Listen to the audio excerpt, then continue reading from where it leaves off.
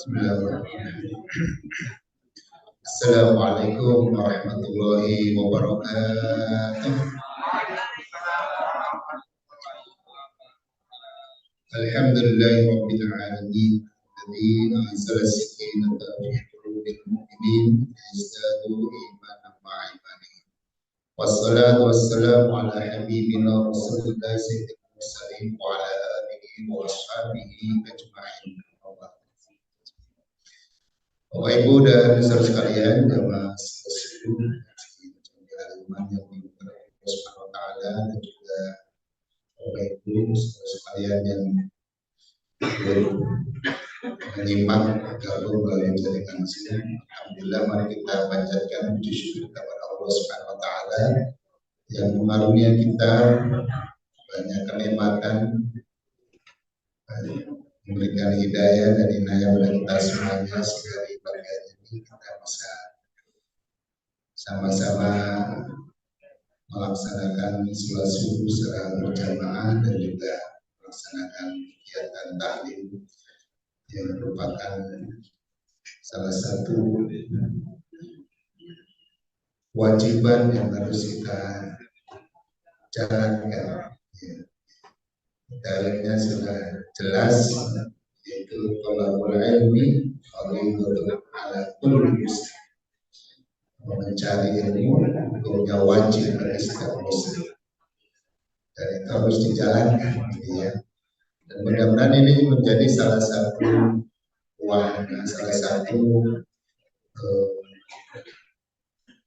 sarana yang kita lakukan. Mudah-mudahan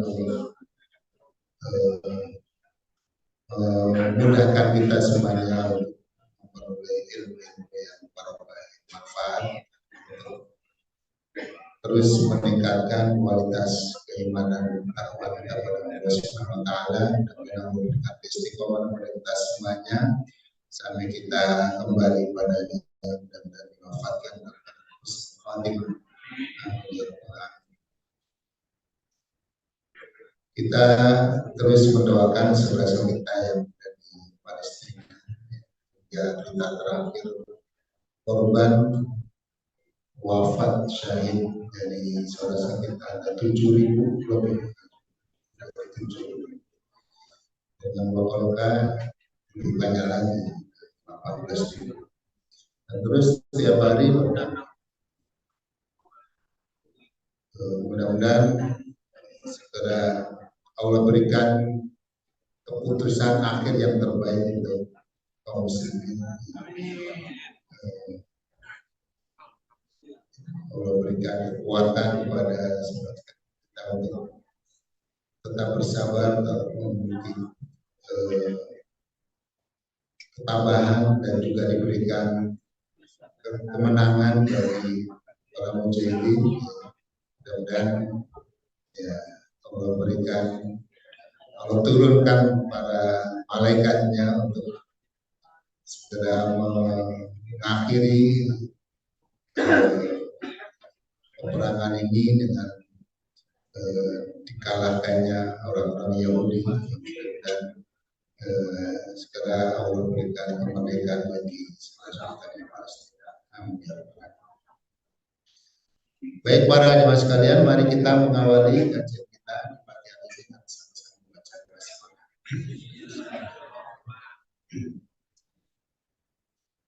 Surah Al-Ahzab, kajiannya Yahudi, Al-Ahzab ya.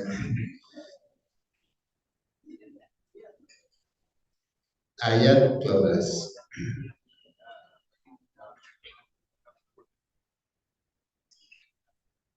A'udzu billahi minasy syaithanir rajim.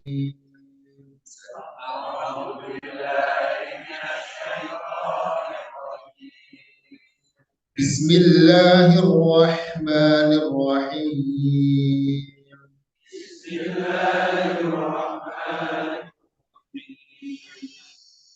وإذ يقول المنافقون والذين في قلوبهم مرض ما وعدنا الله ورسوله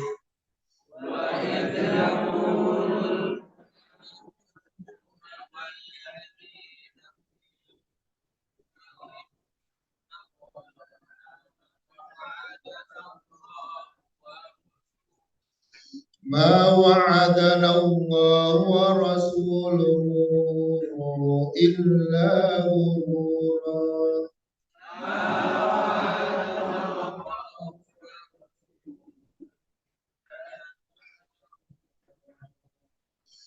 وإذ قالت طائفة منهم يا أهل يثرب لا مقام لكم فارجعوا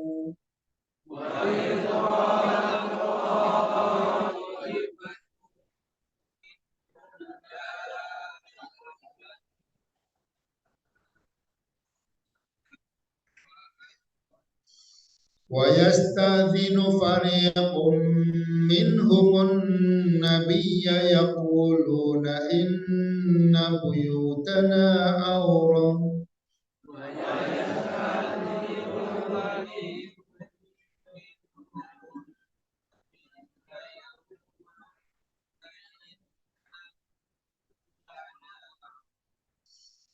يقولون إن بيوتنا عورة وما هي بعورة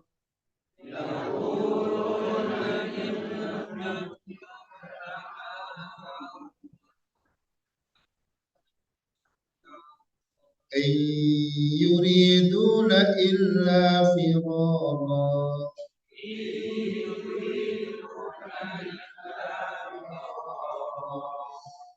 ولو دخلت عليهم من أقطارها ثم سئلوا الفتنة لأتوها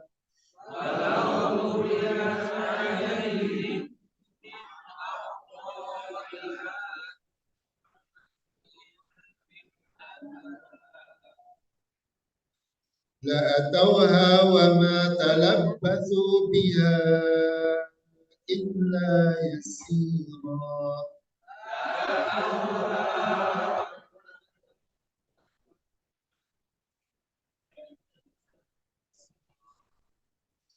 ولقد كانوا عاهدوا الله من قبل لا يولون الأدبار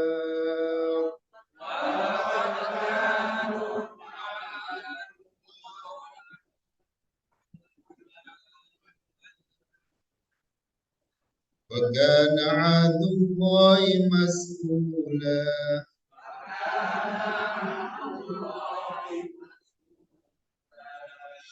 قل لن ينفعكم الفرار إن فررتم من الموت أو القتل وإذا لا تمتعون إلا قليلا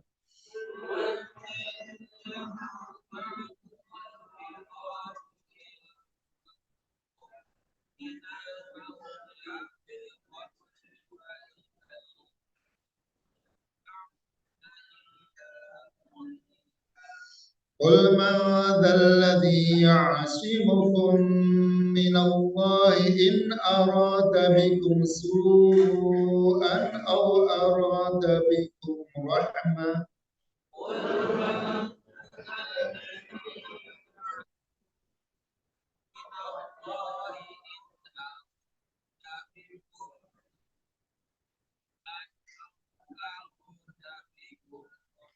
ولا يجدون لهم من دون الله وليا ولا نصيرا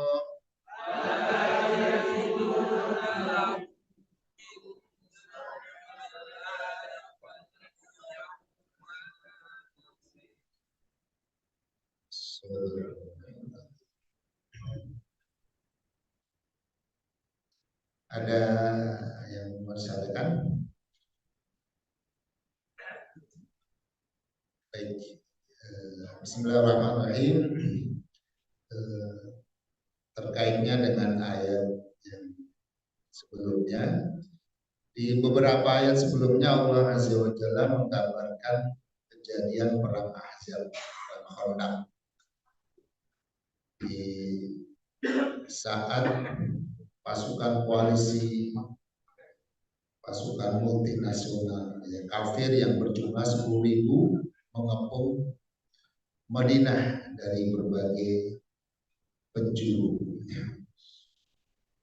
Dalam keadaan musuh mengepung mereka itulah timbul rasa takut dan gentar terutama dalam hati orang-orang munafik dan orang-orang yang lemah imannya.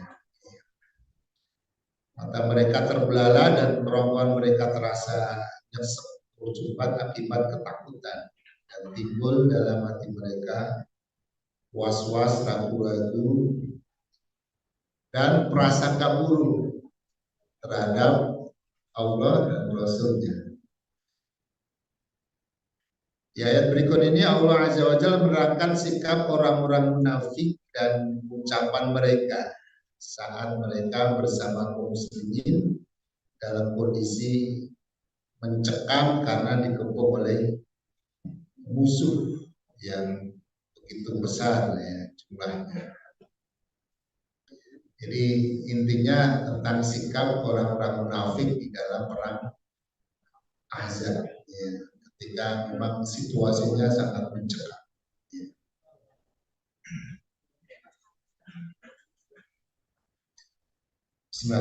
Wa'id yaqulu dan ketika berkata, yang berkata adalah al-munafiquna, orang-orang munafik.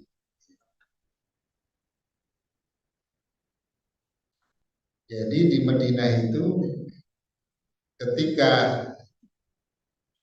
Nabi semakin kuat kedudukannya dan menjadi sentral ya, yang menjadi rujukan dalam segala hal, maka kemudian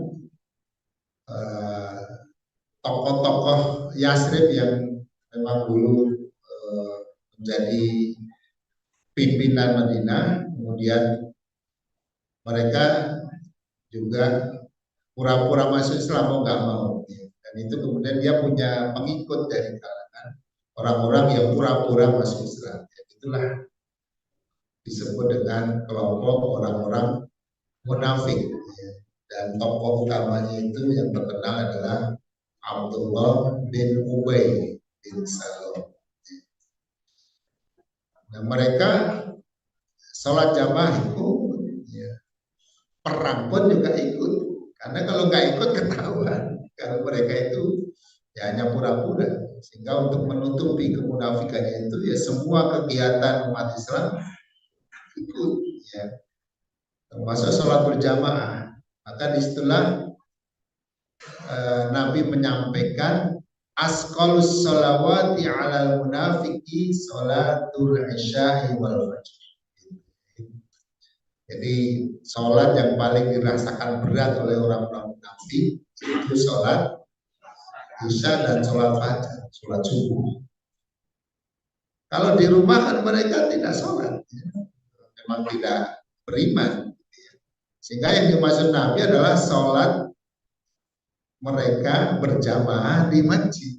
Jadi mau nggak mau mereka juga harus ikut menampakkan diri berbaris di sosok muslimin di sholat berjamaah. Tapi berat karena waktu isya itu gelap, kemudian waktu subuh ya masih ngantuk, dingin dan sebagainya. Dan tidak terlihat orang lain karena targetnya dia sholat kan tidak. Ketika perang ikut juga, berangkat juga. Dari sejak perang Uhud, ya, perang Badar belum ada ceritanya, mungkin banyak. Di perang Uhud mereka ikut bersama Nabi dan dalam perjalanannya itu mereka kemudian pulang lagi. Gitu ya. Pulang lagi ini tidak sekedar mengurangi jumlah, tapi masalahnya bisa mempengaruhi ya, psikologis dan semangat kaum muslimin yang masih melanjutkan perjalanan. Jadi dari 1.000 pasukan itu kurang lebih 300 itu pulang lagi. Itulah kelompok orang munafik. Nah, karena ini nyambung dengan perang Ahzab, ya, perang Uhud tahun 3, perang Ahzab ini tahun 5. Ya. Walladzina fi qulubihim, dan juga orang-orang yang di dalam hati-hati mereka ada maradun, masih ada penyakit ragu-ragu, was-was, penyakit lemah iman ini. Ma wa'adana, ma tidaklah wa'adana menjanjikan kepada kita, kepada kami, Allah wa rasuluhu, dan rasulnya illa gurur, kecuali tipu daya. Allah, apa yang disampaikan Muhammad itu global semuanya.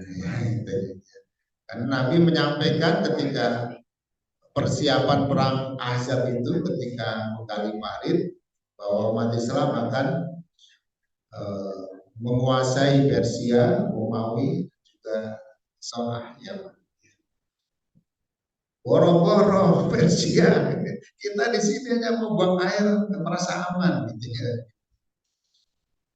Global, jadi kita pokoknya malam-malam apa yang pernah disampaikan oleh Nabi. Jadi judulnya adalah sikap orang-orang munafik dalam perang. Ya.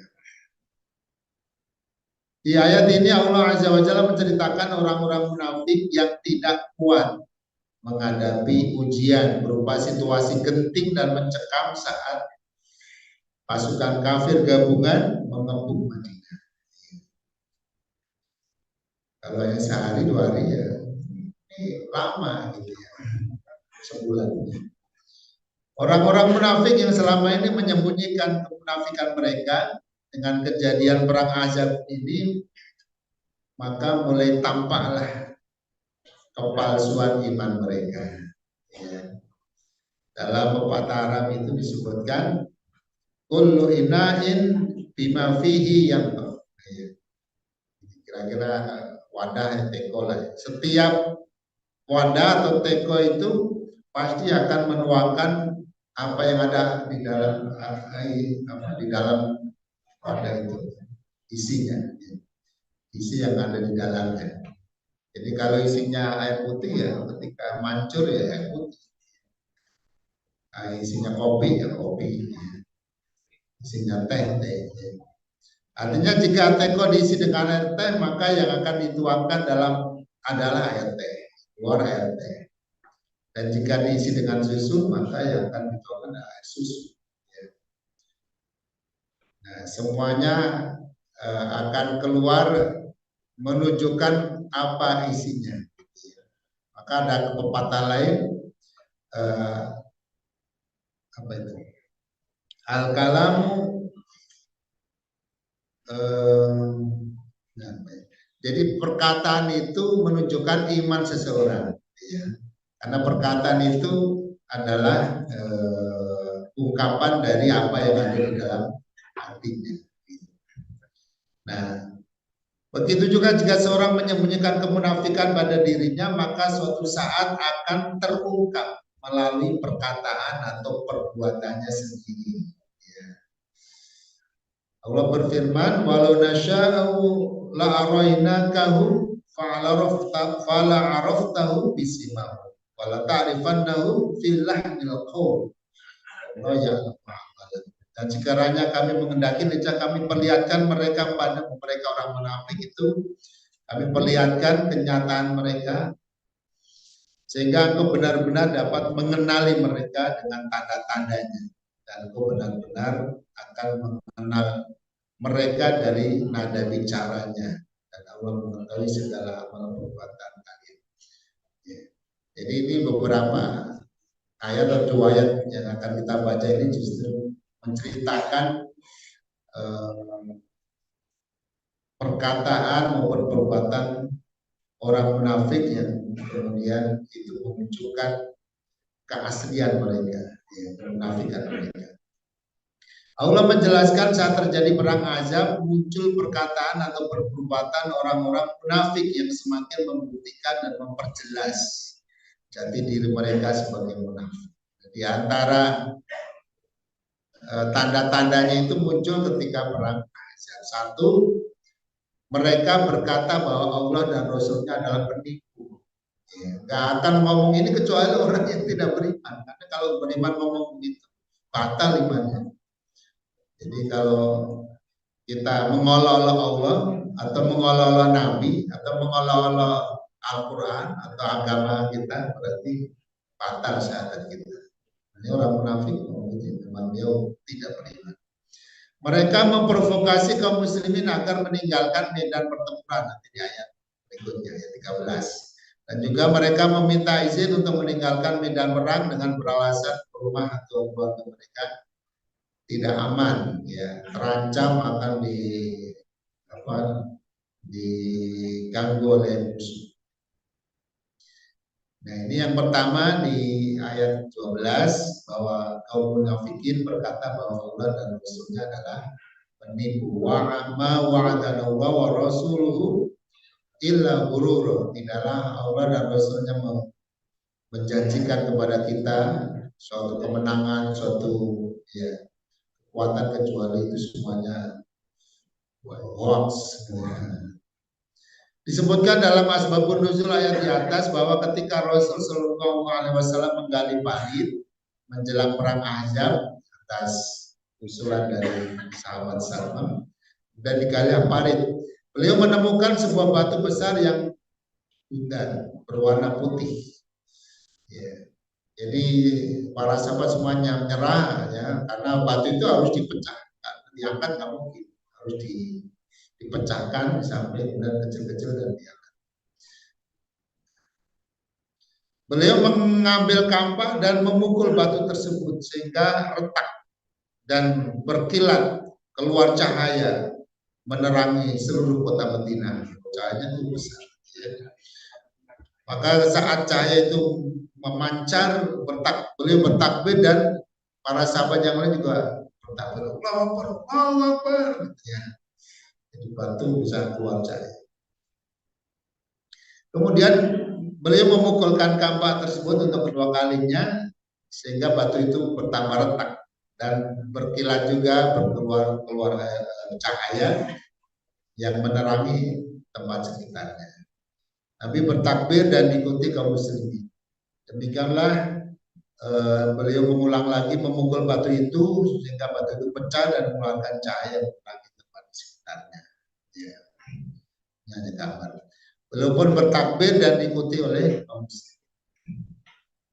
Ketika salah seorang sahabat bertanya tentang hal ini, Rasulullah menjawab, kenapa keluar cahaya seperti ya Rasul? Ketika beliau bersabda, ketika aku pukul yang pertama kali, tampaklah Mahlike Hiroh dan Madain Kisra, kerajaan Persia. Persia itu sekarang Iran, ya. Dan Jibril memberitahuku bahwa umatku akan membebaskan negara itu. Waktu itu masih jadi negara besar, negara adidaya dunia itu dua, Persia dan Romawi. Persia dipimpin oleh Kisra namanya, Kisra. Jadi nanti akan waktu Nabi sampai Nabi wafat itu belum tahu. Tapi Nabi sudah sampaikan dia akan takluk dan akan ditaklukkan oleh kalian. Dan nanti yang menaklukkan adalah Khalifah Umar bin Khattab dalam pertempuran Qadisiyah. Dan ketika aku memukul yang kedua kalinya, tampaklah Malike merah dari tanah Romawi. Dan Jibril memberitahukan bahwa umatku akan membebaskan negara itu. Penaklukan Romawi dimulai dari Khalifah Abu Bakar dalam perang apa?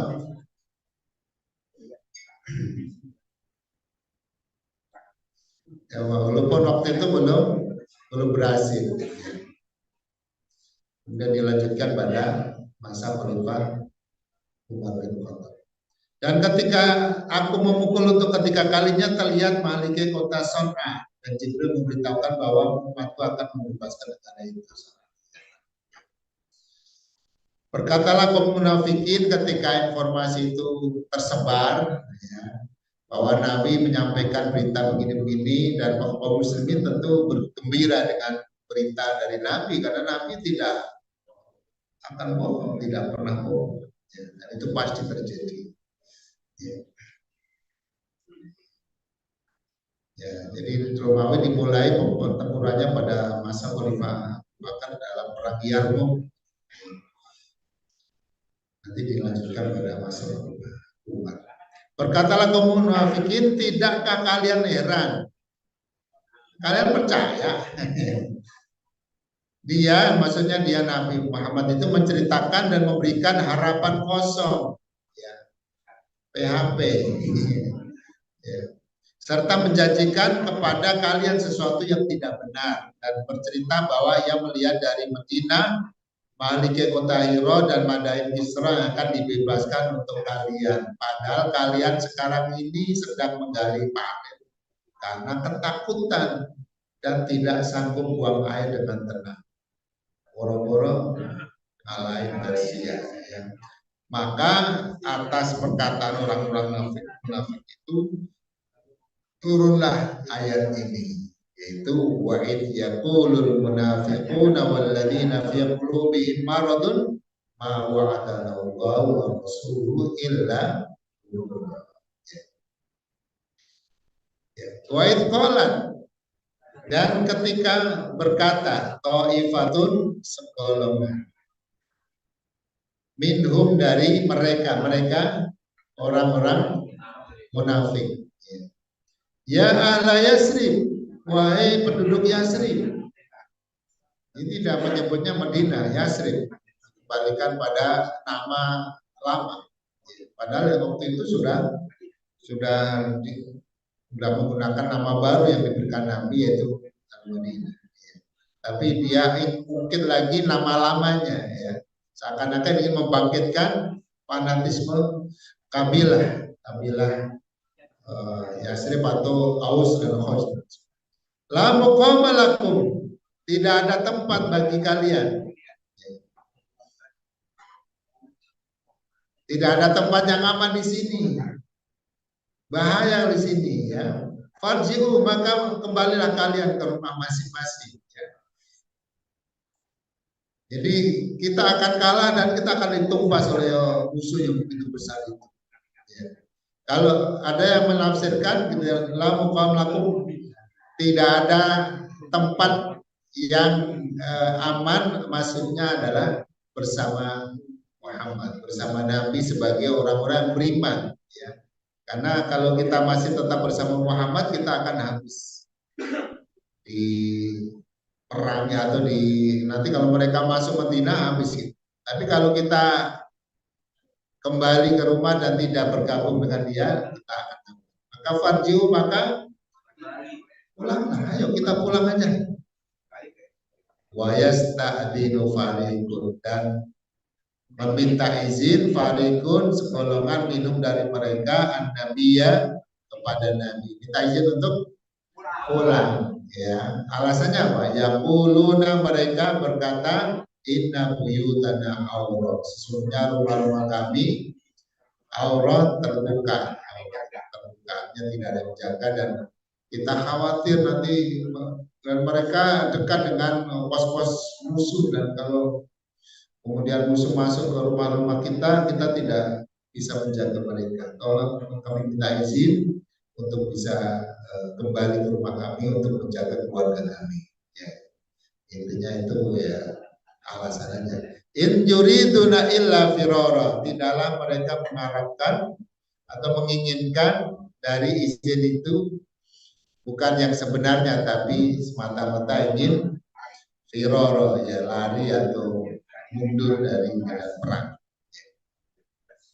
Ya, intinya tidak mau melanjutkan jihad, tidak ingin meneruskan tugas perjuangan.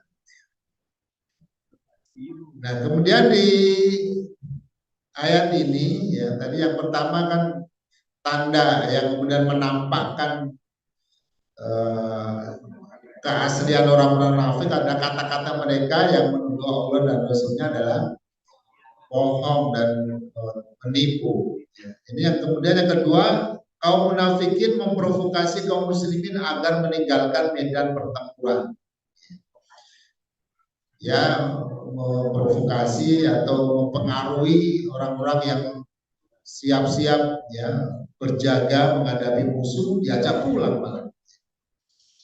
Ayat ini menggambarkan ketika menghadapi ujian berat berupa keadaan mencekam karena dikepung musuh, kaum munafikin mulai berkeluh kesah dan tidak sabar. Maka segolongan dari mereka berkata dengan hasutan, menghasut, provokasi, wahai penduduk Yasrib, tidak ada tempat bagi kalian untuk menyelamatkan diri jika kalian tetap bersama Muhammad dan tentaranya. Maka kembalilah kalian agar kalian tidak ditimpa malapetaka dan tidak terbunuh konyol oleh musuh-musuh yang sedang membunuh kita.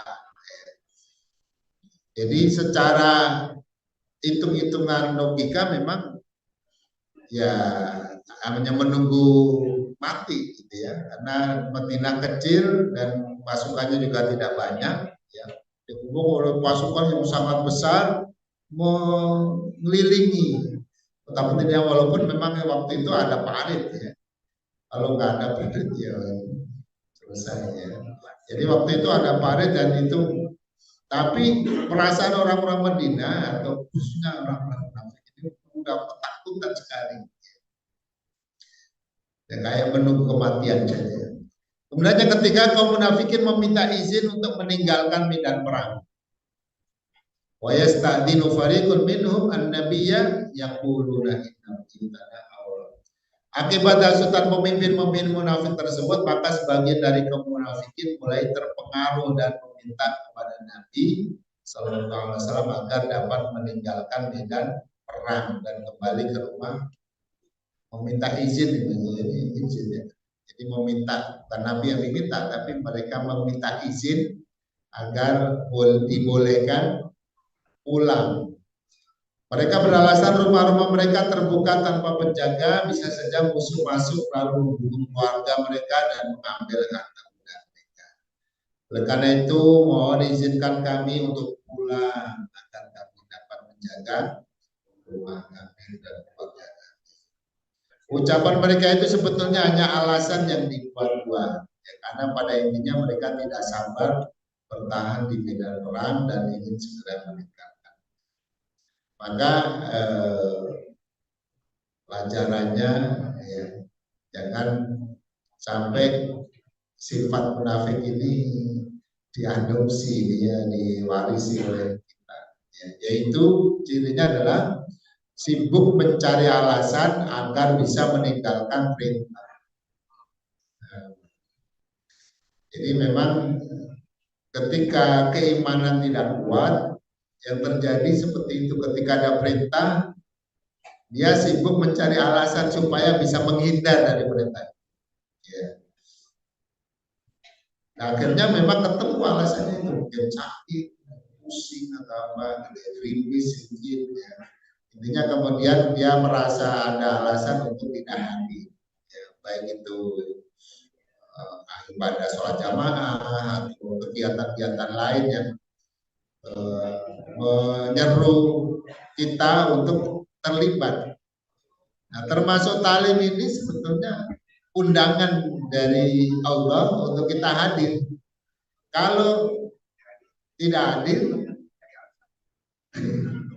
kemarin di dalam Riyadhus Shalihin ada ya, hukumnya makruh. Ada di dekat majelis taklim atau majelis zikir, kemudian tidak ikut padahal tidak ada uzur, ya.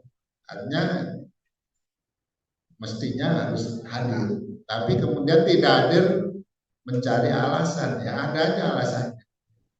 Sibuk, ya, saya harus siap-siap mau kemana, ya, olahraga, waktu. Ya, jadi kalau niat selalu ada jalan, tapi kalau nggak niat selalu ada alasan. Ya. Tinggal kita niatnya gitu ya. Kalau niat pasti ada.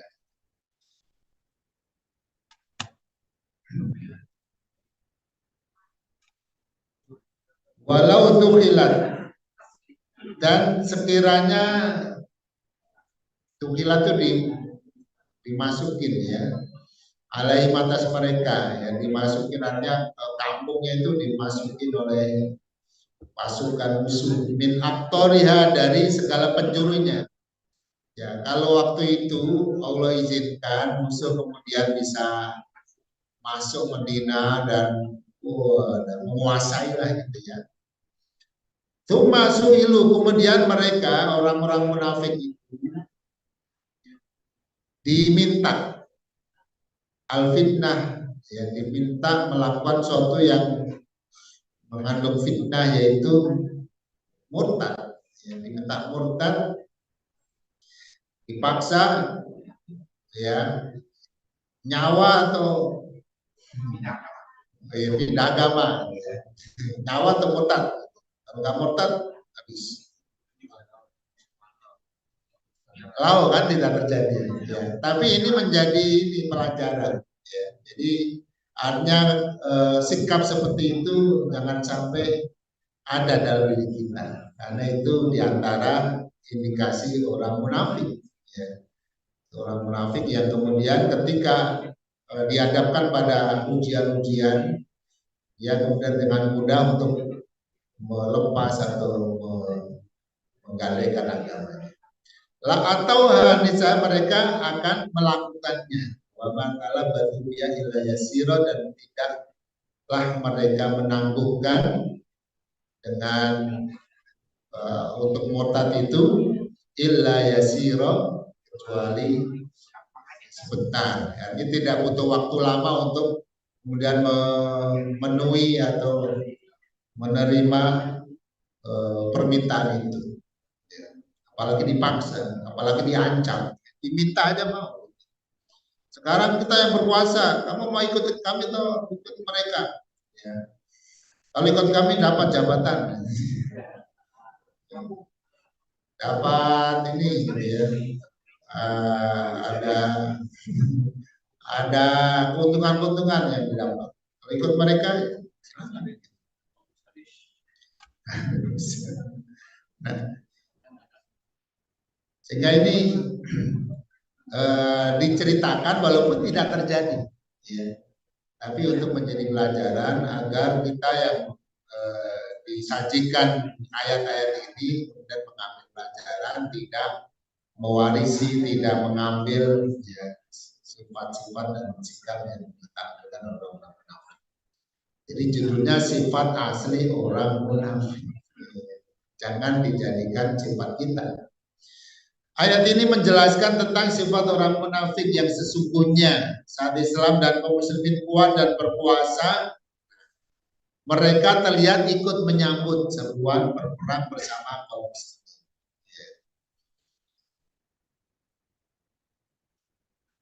Jadi di saat ya memang Rasul di Madinah ya semakin hari semakin kuat posisinya. Ya. Sehingga orang-orang yang tidak ikut Nabi ya tersisih. Ya, dan pemimpin-pemimpinnya juga ditinggalkan. Dulu sebelum Nabi datang itu Abdullah bin Ubay itu hampir terpilih menjadi gubernur, presiden lah Madinah. Ya. Tapi Nabi datang hilang semuanya ke Nabi, gitu ya. Dan makin hari makin kuat, ya.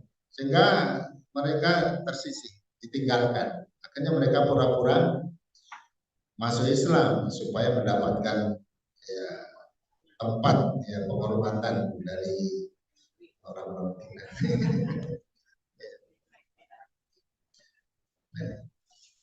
Akan tetapi dalam peristiwa perang Ahzab, seandainya karena memang ini tidak terjadi ya. Seandainya orang-orang kafir itu memasuki Madinah dari segala penjurunya dan mereka bisa menguasainya, dan hal ini memang tidak terjadi ya. Lalu mereka orang-orang munafik itu diajak meninggalkan agama Islam dan mengikuti agama orang-orang yang saat itu menguasai Madinah. dan nampak akan memenangkan peperangan, niscaya tanpa berpikir panjang mereka akan memenuhi permintaan tersebut. Ya, ini juga bisa terjadi di zaman kita ini ya. Mana yang kuat, itu diikuti.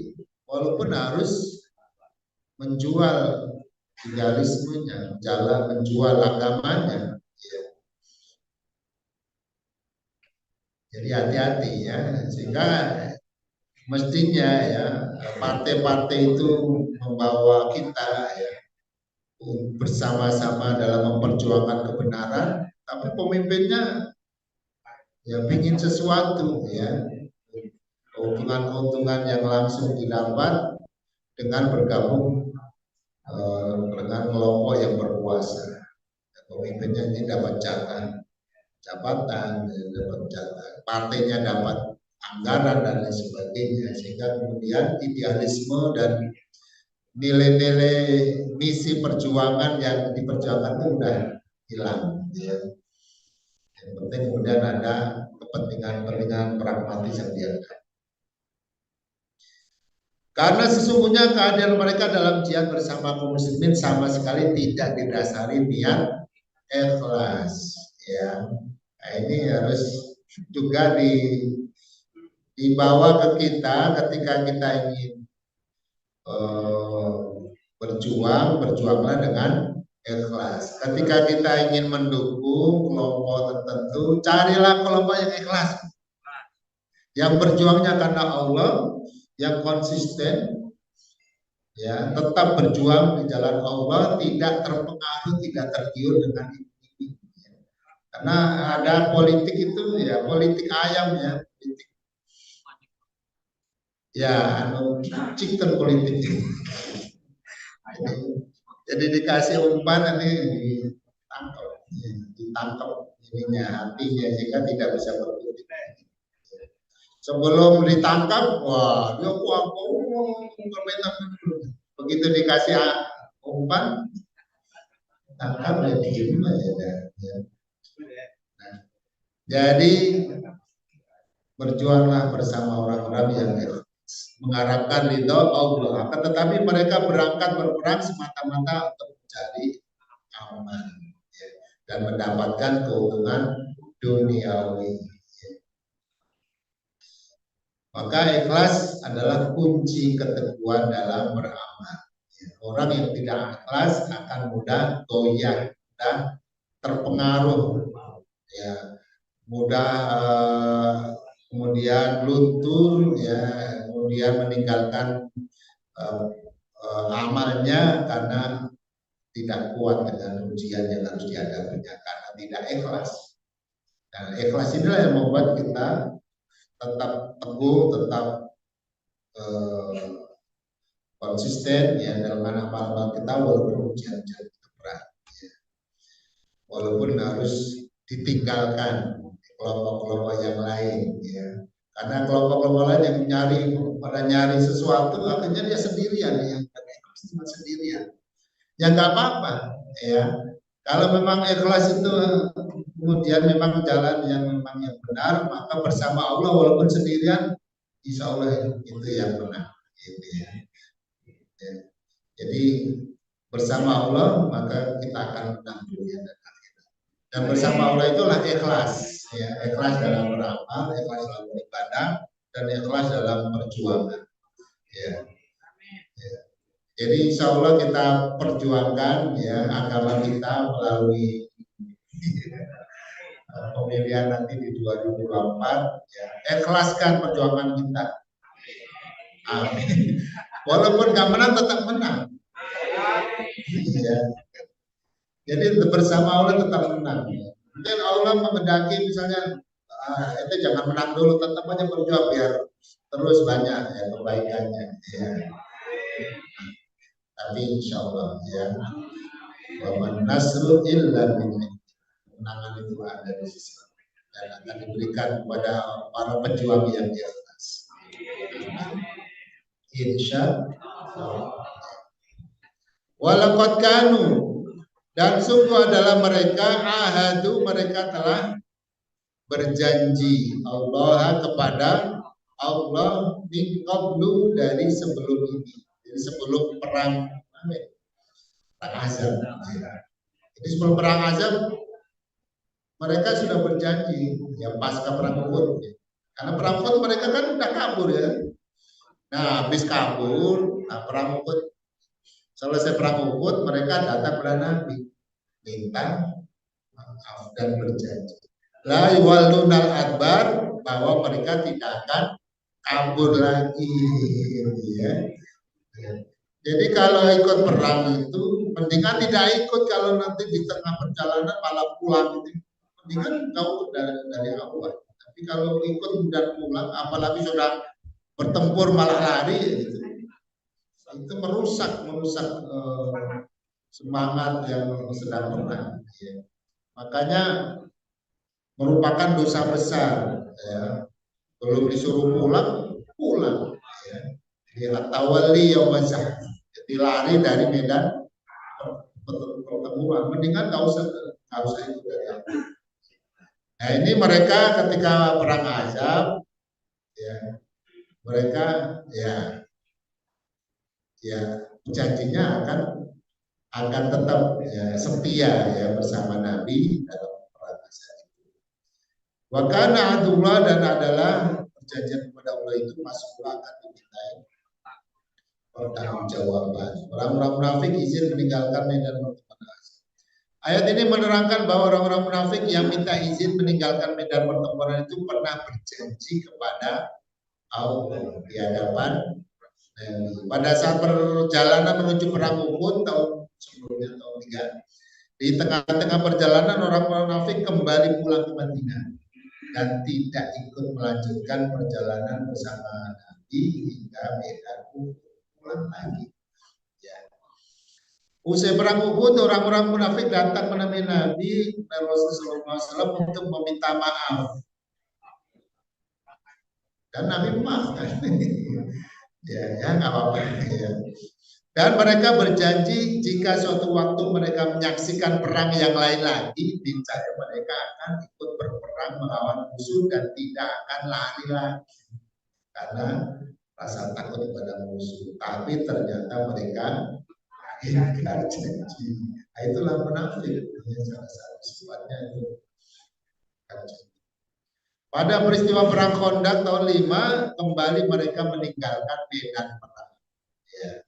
Ya, ini Allah Azza wa Jalla mengingatkan bahwa manusia akan dimintai pertanggungjawaban atas janjinya terhadap Allah Azza wa Jalla akan menghisab mereka atas sikap dan perbuatan mereka. Kita juga semuanya sudah berjanji kepada Allah. Syahadat kita itu adalah janji. Asyhadu, aku berjanji, bersaksi, berjanji, bersumpah untuk menuhankan Allah, menjadikan Dia satu-satunya Tuhan. Kalau Tuhan Allah itu maksudnya yang disembah. Ilaha itu artinya ma'bud, ya. Tidak ada yang akan kita sembah kecuali Allah. Ya harus dibuktikan bahwa Allah itu harus disembah. Caranya mengikuti Muhammad ya sebagai rasulnya, maka Muhammad harus ditaati, diikuti, diteladani. Kalau tidak berarti kita ingkar janji, khianat. Allah berfirman, wa aufu bi'adillah idza ahadtum, dan tepatilah berjanji dengan Allah apabila kalian sudah berjanji. Ya, kita semuanya sudah berjanji. Bahkan sebelum lahir sudah janji. Alastu itu qalu bala syai'an. Wa aufu bi'adi wa fi bi'adikum, penuhilah janji kalian kepadaku, niscaya aku akan penuhi janji kepada kalian. Janjinya apa Allah? Ya, janjinya akan menyelamatkan dari neraka dan memasukkan surga orang yang mengabdi bertauhid kepada Allah Subhanahu wa taala. Ya. Qul, katakanlah, lan yang fa'akum al-firar, tidak bermanfaat bagi kalian al-firar lari. Ya. In farartum minal mauti, jika kalian lari dari kematian. Orang yang lari dari kematian sesungguhnya menuju kematian di tempat yang memang justru dia memilih sendiri. Kalau mati di medan perang, bagus, dia lari ke tempat tidur, meninggal di situ. Ya. Awil qatli atau pembunuhan, ya. Menghindari pembunuhan.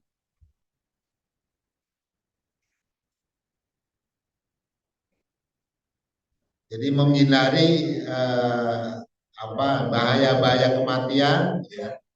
Ya semua dimanapun kita berada itu ya berpotensi untuk meninggal, ya.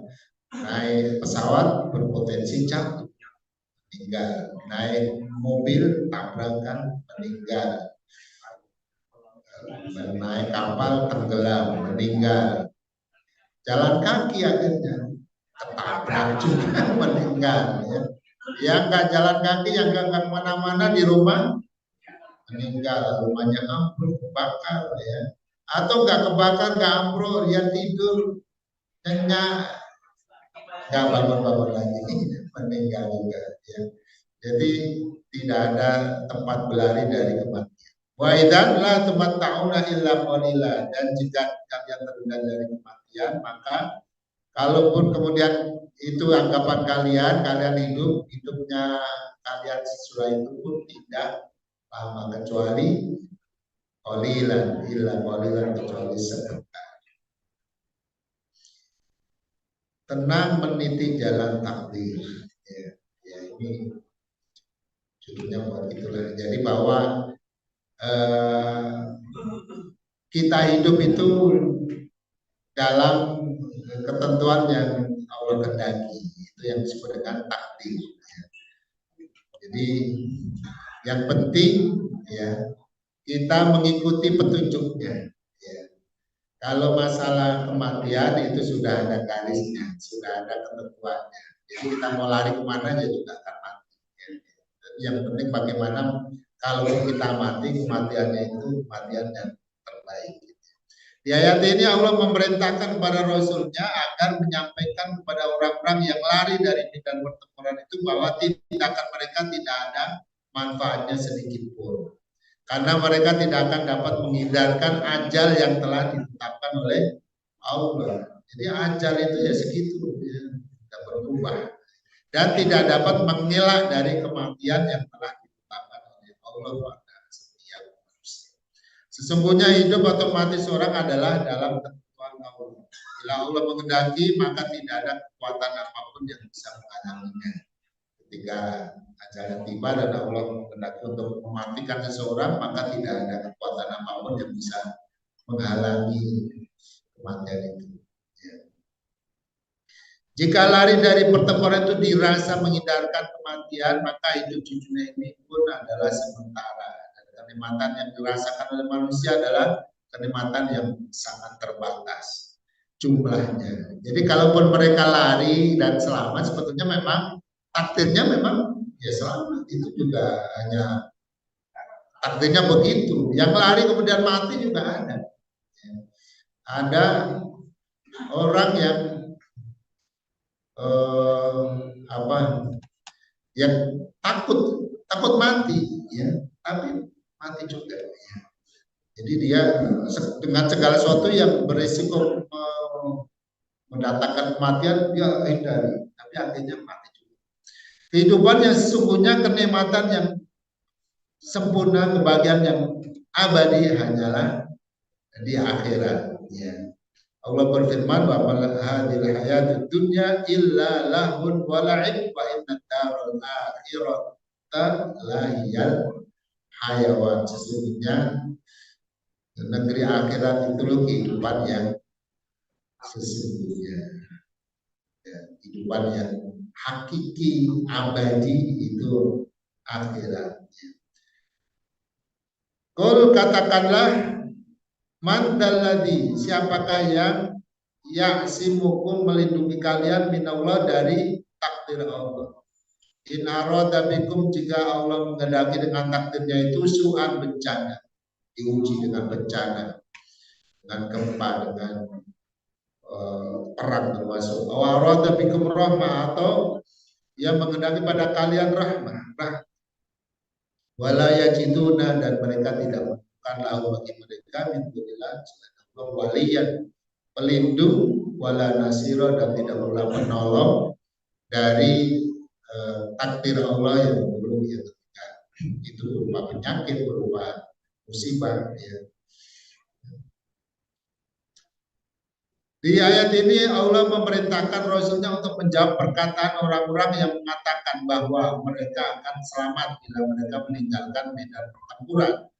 Allah menegaskan bahwa tidak seorang pun di antara manusia yang sanggup menghindarkan diri dari pembunuhan atau kesengsaraan jika Allah telah menetapkannya. Ya. Jadi seakan-akan perang itu akan membuat dia mati cepat. Padahal matinya dia ya sudah ada garisnya. Ya.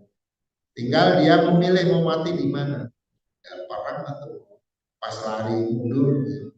Demikian pula tidak seorang pun yang dapat mendatangkan suatu kebaikan atau keselamatan pada seorang jika Allah tidak menghendakinya. Ya. Artinya kalau Allah memang tidak memberi, maka tidak ada kekuatan apapun yang bisa menghadirkan sesuatu kebaikan atau karunia kepada orang yang Allah tidak ingin memberinya. Allahumma la mani'a lima a'taita wa la mu'tiya lima mana'ta. Sesungguhnya manfaat atau mudarat itu hanya hak Allah yang menetapkannya. Tidak seorang pun yang sanggup menolak atau menghalangi ketetapannya.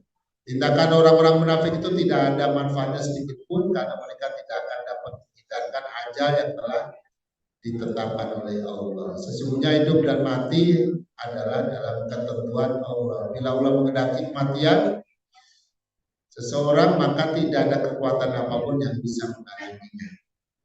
Ya, dokter manapun tidak bisa menyembuhkannya. Kalau memang saatnya meninggal, mau obat sehebat apapun tidak bisa membuat orang terhindar dari kematiannya. Orang tersebut pasti mati walaupun berada di tempat yang aman dan terlindung. Bahkan dengan ditungguin oleh para dokter-dokter yang terbaik. Ya. Sebaliknya bila Allah belum menghendaki kematian atas seorang, maka tidak ada kekuatan apapun yang bisa merubah ketetapan Allah tersebut. Orang tersebut akan tetap aman dan tetap hidup, selamat, terjaga meski berada di kancah pertempuran yang banyak roket, banyak peluru, banyak bom, ya, tetap hidup. Ya, karena memang belum saatnya, belum ajalnya. Hanya Allah lah yang mengatur dan menentukan semua kejadian. Ya. Dialah yang menghidupkan dan mematikan, menyehatkan dan membuat sakit, memberi manfaat atau mendatangkan bahaya, ya, menurunkan hujannya jadi nikmat atau jadi azab, ya. Membahagiakan atau menyengsarakan, memuliakan atau menghinakan, ya. Memberi rezeki atau menahan rezeki, ya. Memenangkan atau mengalahkan, ya. Sekarang surveinya menang mana ini presiden? Ya. Tapi ya udah ada ya nama calon presiden kita 2024 itu siapa, itu ada di Lauhul Mahfuz. Cuma belum ada bocorannya. Ya. Tapi yang jelas yang diinformasikan kepada kita, kemenangan itu di tangan Allah. Wa man nasru illa min indillah. Jadi kemenangan itu dari Allah. Maka mintalah kemenangan itu kepada Allah. Ya. Mungkin sedikit ya prajuritnya, tapi kalau Allah menghendaki menang, menang. Perang Badar Nabi Muhammad sedikit jumlah pasukannya cuma 300, musuhnya 1000. Perang Uhud yang 1000 pulang 300 tinggal 700. Yang orang kafir 3000. Ya, Nabi menang awalnya ya, tapi ada kalanya karena awet bukan pelajaran. Perang Mu'tah. Perang Mu'tah itu pasukan Nabi hanya 3.000. 3.000, tapi pasukan Romawi, pasukan waktu itu memang ada negeri yang di Mu'tah itu jajar Romawi itu jumlahnya 200. 3.000 melawan 200 jauh. Ya. Tapi umat Islam kalah waktu itu, memang nggak kalah. Tabuk Nabi 30.000, musuhnya lebih besar, tapi peperangan Nabi selalu menang. Baik para jemaah sekalian, demikian ya kajian kita. Namanya masih ada lagi banyak terkait dengan perang Khandaq, perang Ahzab, karena banyak pelajaran yang Allah ingin berikan kepada kita melalui peristiwa perang Ahzab. Ya, diceritakan kembali dalam Al-Quran untuk diambil hikmah dan pelajarannya bagi kita semuanya. Perang Ahzab itu perang menghadapi pasukan koalisi, ya. Maka mudah-mudahan ya kita masuk dalam koalisi orang-orang yang terus menegakkan kebenaran, menangkan perjuangan kita semua. Ada yang ingin ditanyakan? Cukup ya. Baik, terima kasih, semoga bermanfaat, semoga ilmunya bermanfaat, dan duduknya kita menjadi nilai amal ibadah yang sangat tinggi nilainya di sisi Allah Subhanahu wa taala. Kita akhiri dengan baca doa subhanallah wa bihamdika asyhadu an la ilaha illa anta astaghfiruka wa atubu ilaik. Wassalamualaikum warahmatullahi wabarakatuh.